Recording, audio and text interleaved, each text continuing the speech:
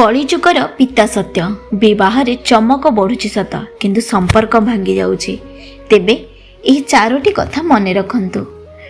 नमस्कार बंधुगण, केही जने सत कहिसंती जे आजिर कलिजुग दुनिया रे कठोर सत्य हेउची विवाह जेतिकी धूमधाम और चमक बढ़ुची संपर्क सेतिकी दुर्बल हेबारे लागिची। पुओ और झियो परस्पर को जेतिक अधिक बुझुसुझी एवं जाणीशुणी विवाह करुछंती सेतिकी द्रुत गति रे छाड़पत्रर संख्या मध्य बढ़ी चली।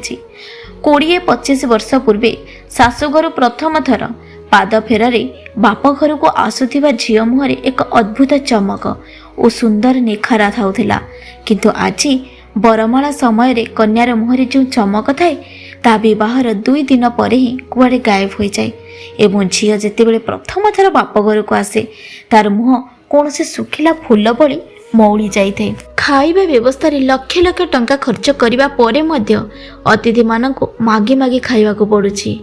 पुओ और झियो जेतिके मैच्योर होई विवाह करुछंदी ना, विवाह परे सेतिके अभद्र और असमाहित आचरण करुछंदी। क्योंठी कन्या स्वामी को हत्या करुछि तो क्योंठी स्वामी स्त्री को जाली देउछि। झियोरे विवाह दायित्व सारी गंगा स्नान करिबा बदल रे वृद्धा बापा आज कोर्ट कचेरी रे चक्कर काटुछि। आज रही वीडियो रे आमे एही सब प्रश्नर उत्तर जानिबा। एही विषय रे आपनकर कोन मतामत कमेंट करी निश्चय जणाबे, जहा द्वारा मु जानि परिबी जे मोर एही प्रयास सठिक दिशा रे अछि कि नाही। नंबर 1, पुराणा चलनी बनाम आजिर पसंद। पूर्वर पिलामानंकर विवाह घरर वयस्क एवं बापा माँ करुथिले।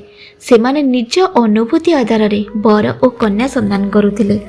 झियर बापा संपर्क स्थिर करने पूर्व पुअर घर, खानदान, परिवार और साही पड़िशा आदि प्रत्येक जिनिसर भल भाव तदंत करुथिले, जेउथिपाई धोखा पाइबार संभावना बहुत कम थिला। किंतु आज पिलामाने निजे निजर जीवन साथी पसंद करुछंती, जार मूल आधार केवल शारीरिक आकर्षण होइथाय। सेमाने मनीषर चरित्र और गुण को अणदेखा कर दियंती, जेउथिपाई परवर्ती समय अनुताप करने को पड़िथाय। नंबर 2, मेकअप रो माया और वास्तवता। 20-25 वर्ष पूर्वे विवाहर पर कन्या को हलदी और तेल लगा जाउथिला। बरमाला पर्यंत झियो सामान्य सजबाज होतिला सत, किंतु कौनसी प्रकारर कृत्रिम मेकअप करुनथिला। बहुत सुंदर देखा जाउथिबा से झियो माने मध्य बरमाला समय टिके सामका देखा जाउथिले, कारण हलदी और तेल जोगु सेमानक रंग टिके चापी हो जाउथिला। बरजात्री और संपर्कीय माने जितेबेले प्रथम थर झियो को देखुथिले सेमाने कहूथिले झियर रंग टिके चापी हो जाइछि सत, किंतु नेत्र नखस और चेहरा बहुत भल।